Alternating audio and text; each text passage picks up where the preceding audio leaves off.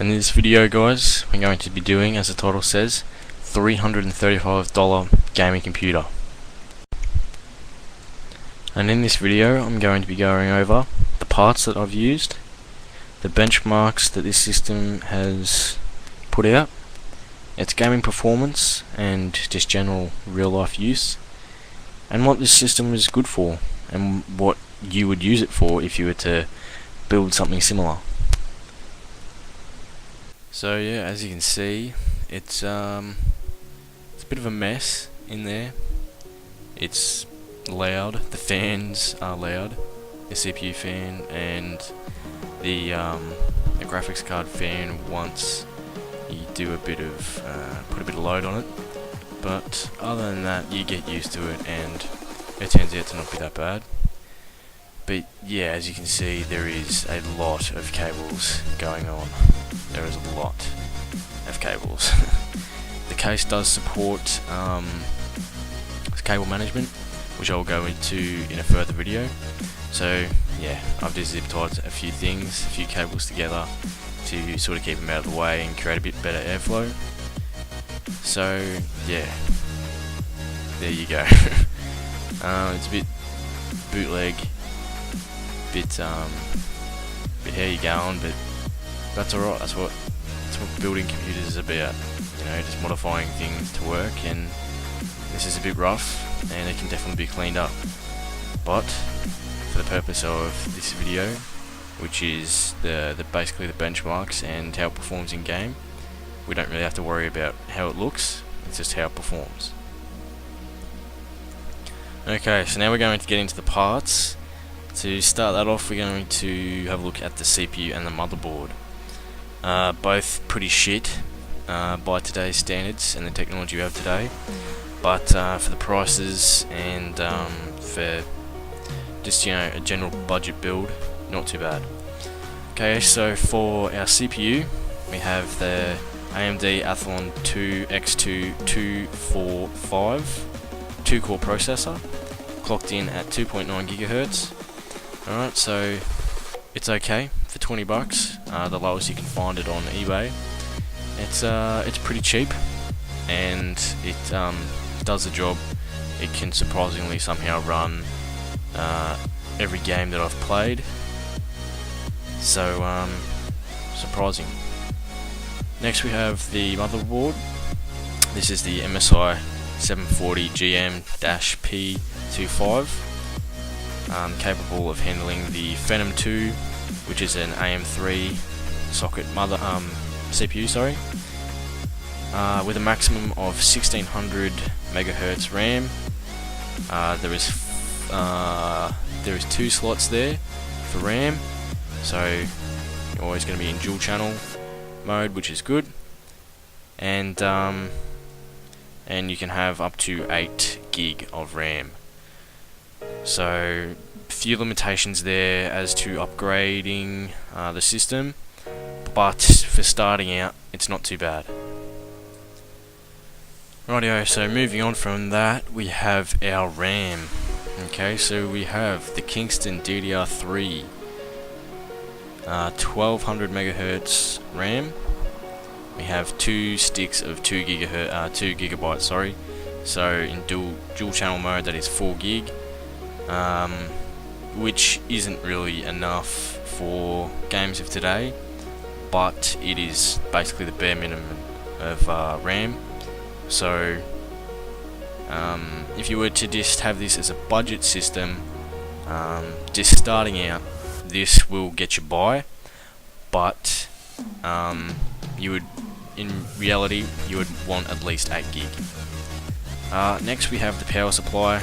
I've never heard of the brand before, so we can only cross our fingers and pray for this one, but it's 400 watts and it runs, it turns the computer on, so I suppose that's all it needs to do. Case, we have the most disgusting looking thing I've seen in my life.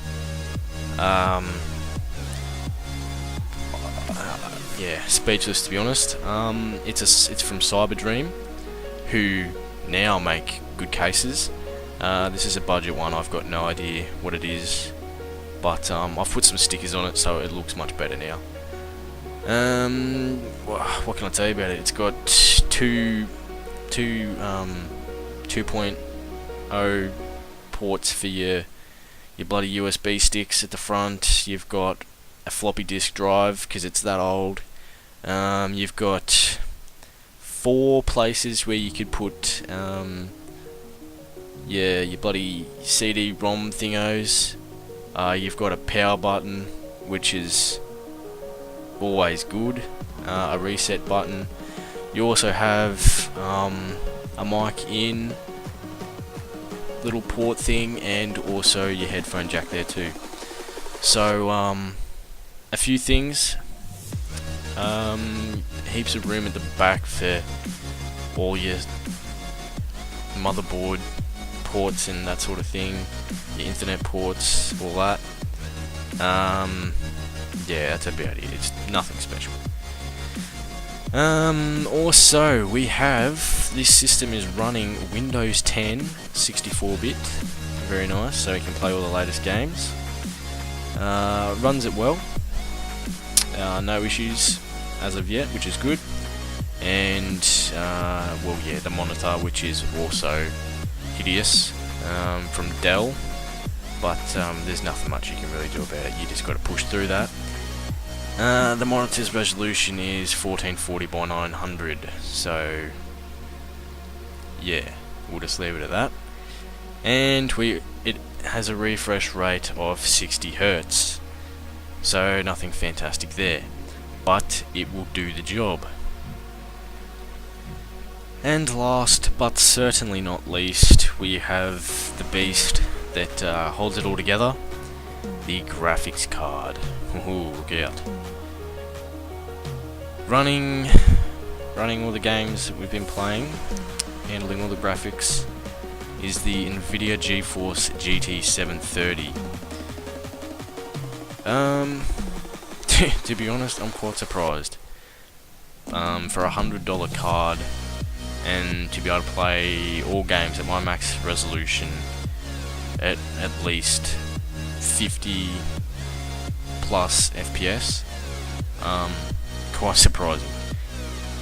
So it is 2 gig of DDR5, and it's also compatible with DirectX 12, which will be good for all your latest titles that you won't be able to play on it because they'll be too far advanced for this.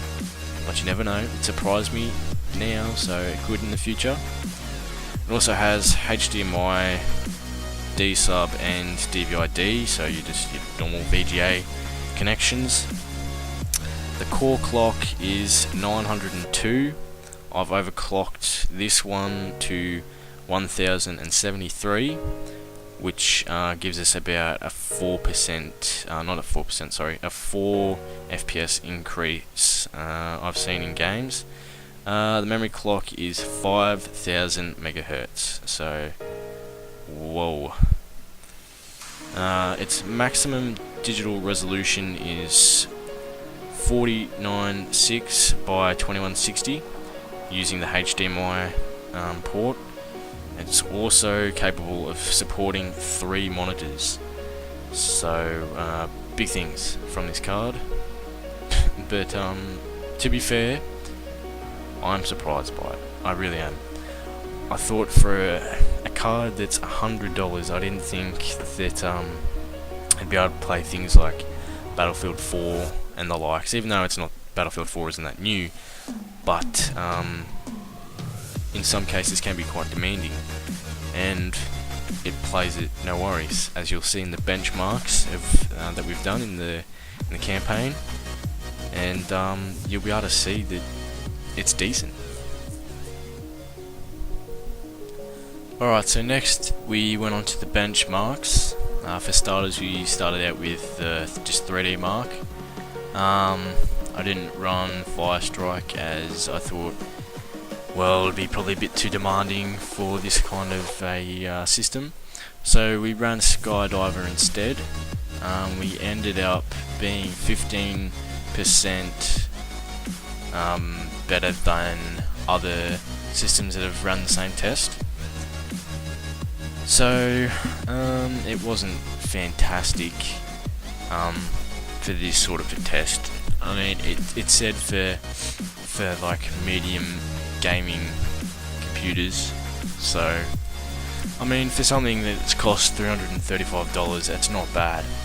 As you can see, the scores and the frame rates there were not fantastic. But what can be expected with a $100 graphics card? That's not too bad.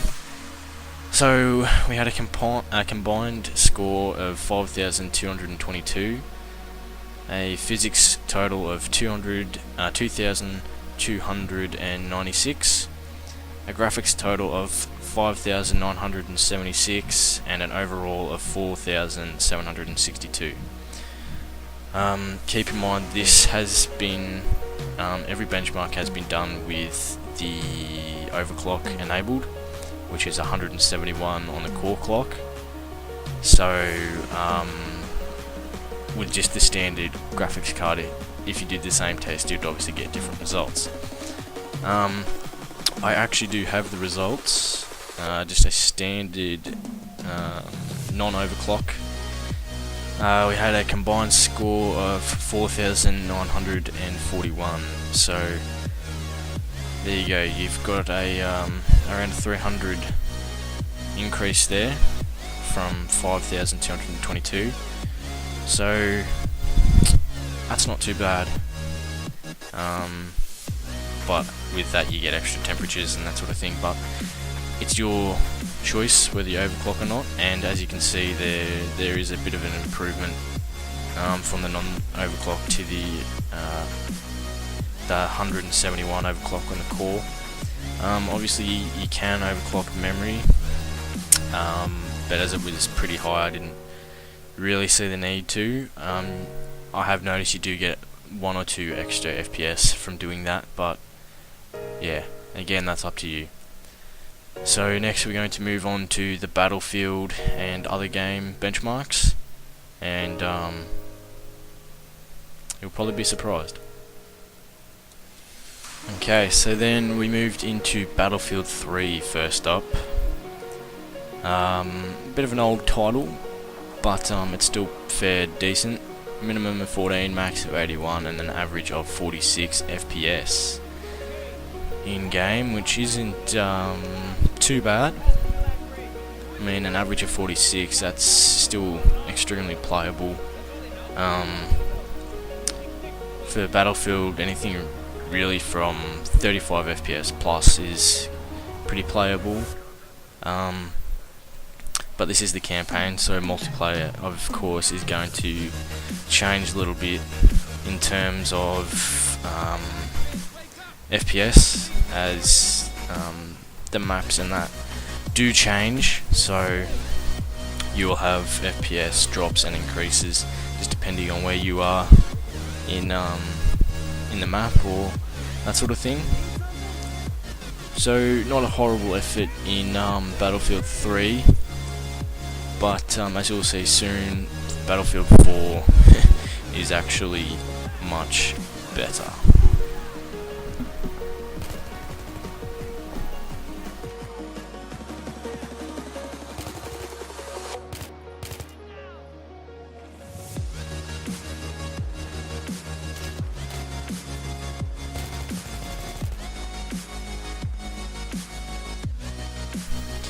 Rightio, so we move on to Battlefield 4. As you can see, the FPS is significantly better across the board. It's probably due to the technology and the way that they made the game, making it more stable for lower performance computers. So the min 29, the max 169, and the average 59. So that's not terrible at all. All of this was played on the medium preset at my monitor's max resolution of 1440 by 900, which isn't terrible. Multiplayer is exactly the same. Medium settings as well, same resolutions, and I get anywhere from 50 to 60 plus FPS during during games, which is very good. So can't complain with that. Rightio, so there it is, guys. This concludes the system. So for $335, you can build a system that can play the games of today and run the games of yesterday extremely well. So as you can see, it's run Battlefield pretty well. I did want to include other games like CSGO and that sort of thing, but unfortunately I ran out of time, and CSGO decided it didn't want to participate in the video, and it just wouldn't work for some reason. But I do get good FPS in that, 100 plus, very easy on the high preset of settings.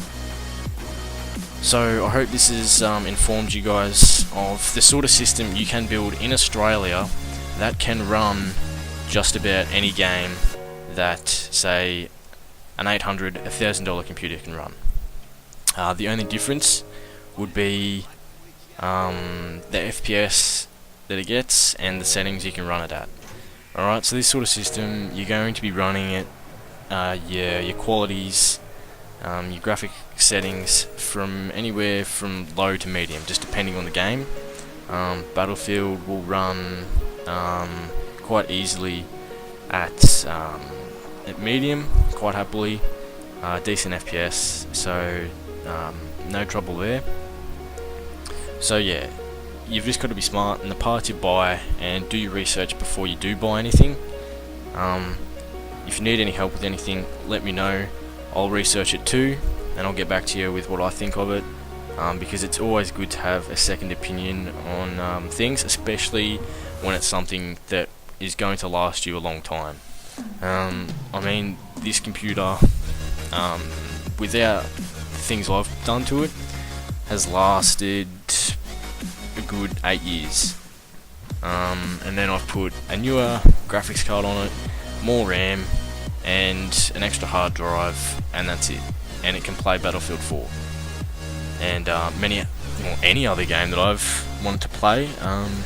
So it just goes to show how good computers really are. The flexibility and the upgradability of them as well. So I hope you guys have enjoyed the video. I've enjoyed bringing it to you guys. So I'll catch you at the next one. Look forward to the next video, as we're going to be moving on to bigger and better things.